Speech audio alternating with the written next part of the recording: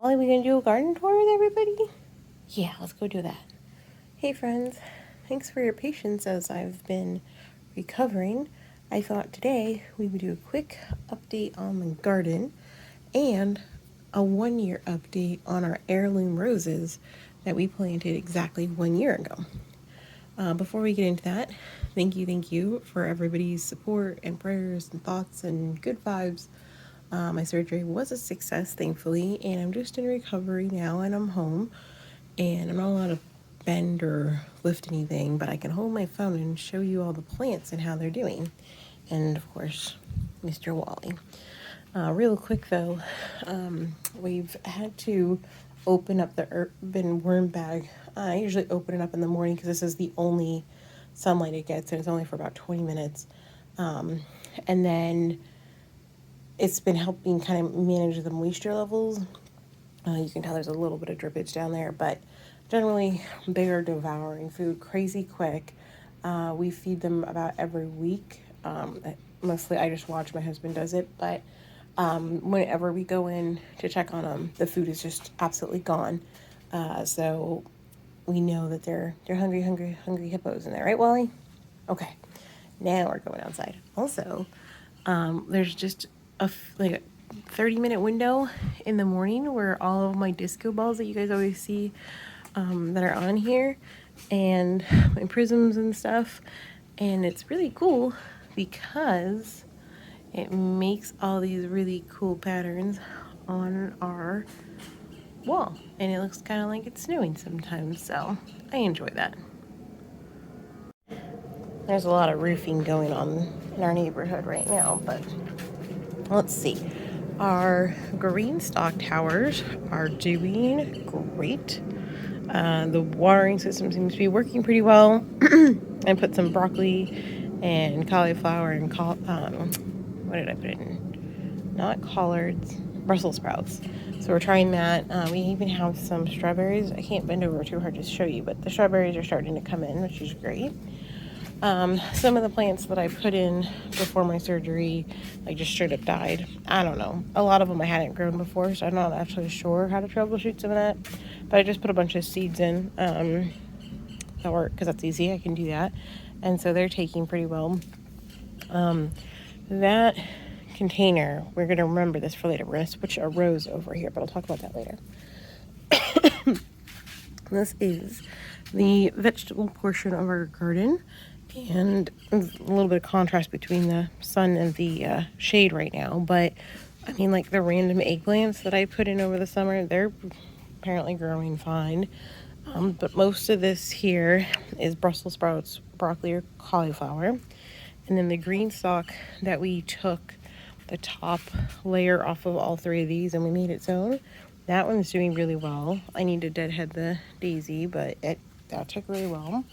We got some herbs in here. Ooh, I spot a pepper over here that we need to pick, but those peppers were in from late summer and they seem to be doing all right.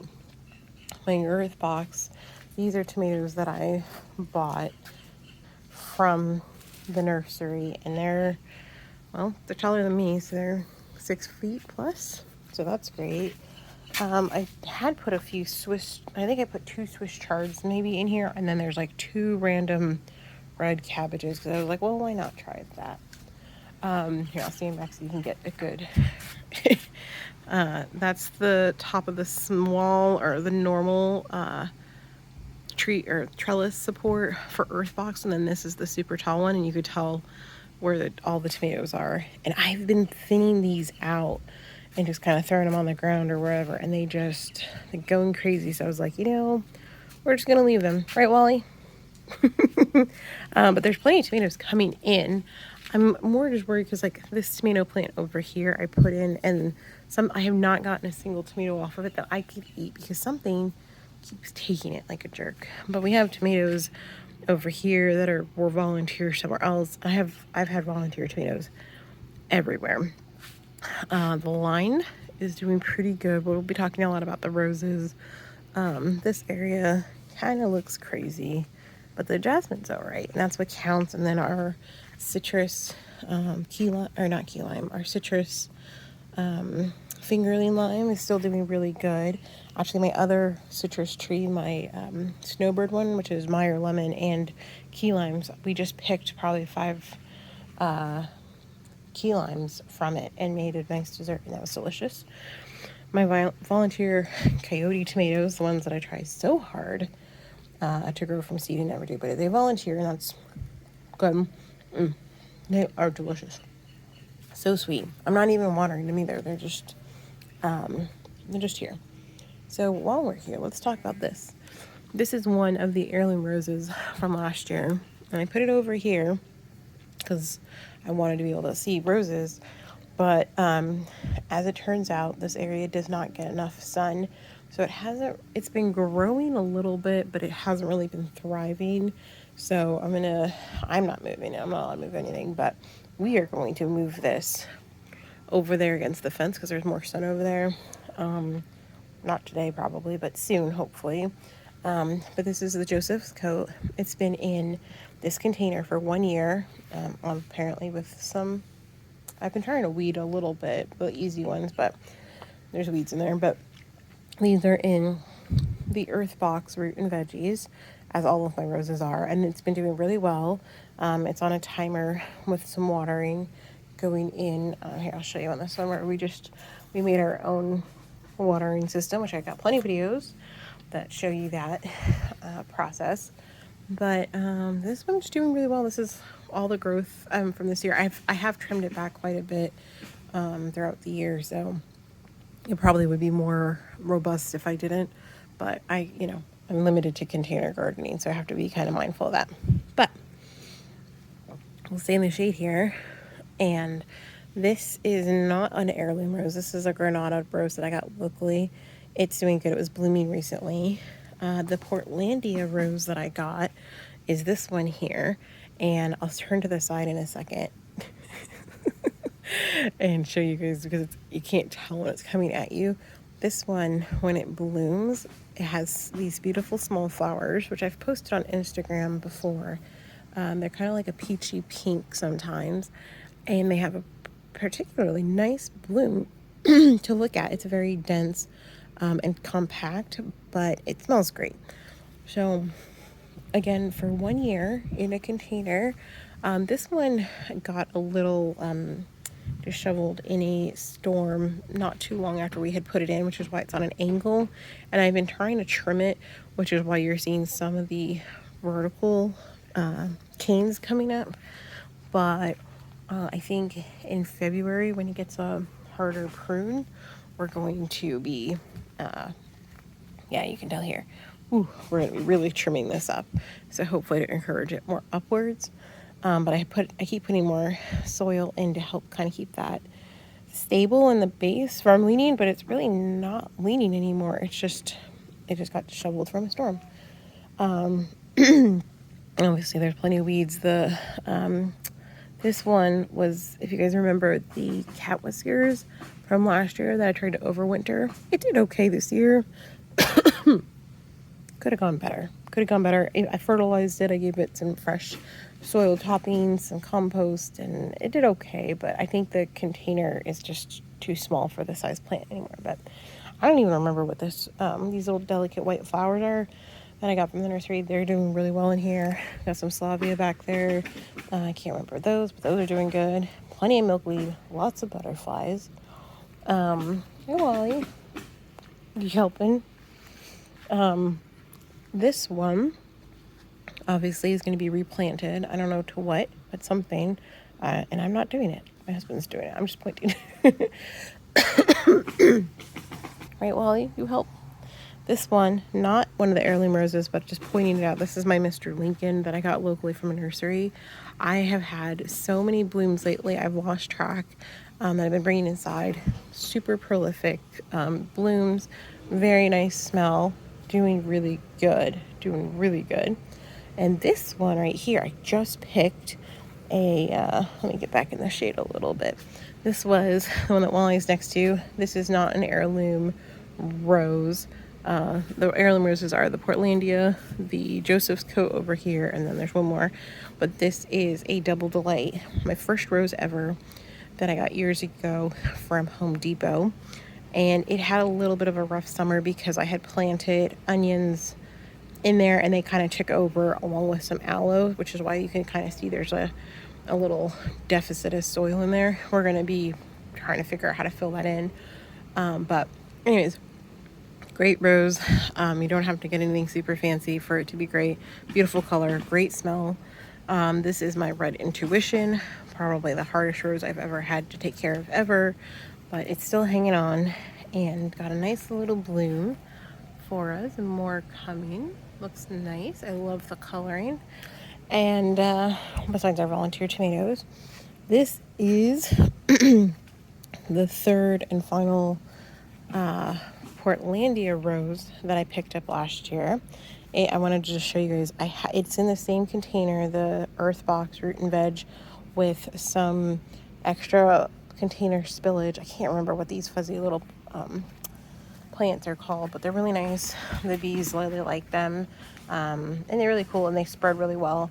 And assuming some weeds and some milkweed with bugs on it that are bad, beetles. But this Dark Desire rose I've been posting on Instagram, and then I did post even on Reddit if you follow Reddit, because the blooms are just crazy good. Here's one that's getting ready to show up in probably a day or two. And now it's middle of December now here in Florida, and we did have a little bit of a cooler November for sure, but this last week and the week to come, I mean, we're in the 80s, so it's warm. They're here. The roses are happy.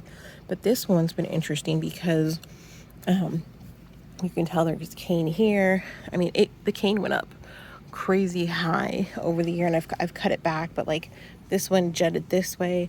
I had trimmed it, and then it made this cane here, or at least that shoot. So it's kind of interesting to see how all of and then you can see there's canes back here. So I'm not sure in February how I'll prune it to regrow, but the canes on this one seem to want to grow up, which makes sense, but if they're just a really, I don't know, crazy. And then the Portlandia one, obviously we saw there's a lot of thin ones, like a lot of just really tiny, not, like super thin canes, whereas the other one, the Dark Desire, has the very thick ones. And then the Joseph's Coat is very dainty in general, and obviously it's a climber, so it's not meant to be super thick. But I will say the Joseph's Coat has really very tiny thorns. The Portlandia thorns, I don't think they're that crazy. They're probably the best thorns out of all of them. Like I look at that, I don't know if you can tell, I'm trying to make sure it's in the shade so you can see, but the thorns on these are comparable to the thorns on the roses that I got from my local rose distributor, and so they graft theirs on a Fortunia rootstock, and part of that reason, if I understood correctly, beyond being ideal for Florida, is that they have less thorns per square inch. Like you could tell here, like this one's the one that I got local, there's hardly any real thorns on it. But then like if you come over here to the Dark Desire, gorgeous rose. But I mean, look at that. Like, do you want to touch that? Not me. So I don't know, bit of a mixed bag on all the things, but generally, well, Wally, what are you doing? You so sassy? You were not getting enough camera time. You thought, you know what, I'll go dig. You're not normally a digger. What's going on, silly? Oh, such cute babies. So yeah, a little all over the place today, but the garden is doing good. The side of the house is fairly uneventful, so I'm not even going to go over there. And hopefully I can start getting back to my worm videos and updates for vermicomposting for you guys by January. It really just kind of comes down to my doctors and my surgeons, and when they clear me to start lifting things again. But for now, I can squat down pretty good and, show you guys Wally doing silly things.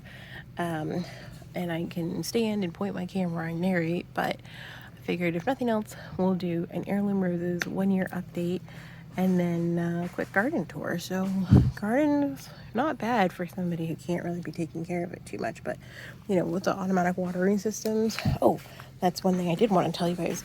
I've had the system off for the most part to let things kind of dry out so there's not a lot of standing water in there, and I think it's helping. I think when I'm better and I'm able to do a little bit more physical exertion, what I'm going to do is, because there's a line that goes for the vegetables and then there's a line that goes somewhere in here out to this big line out here. And so what I want to do is find which line does what and put like another little stopper or like a twist, like an on-off thing, kind of like these. So that way if I turn on the main line, maybe I only water this section and not this section. But really I want this section is in the sun more, so it's drying out quicker than this stuff, which is primarily in the shade throughout the day. So this stuff is taking a little bit longer to dry out and go through its water reserves, which is, obviously pretty typical. So maybe we'll do that in January. I don't really know. But thanks for checking in. Overall, the Heirloom Roses I've had for the last year, I've really enjoyed.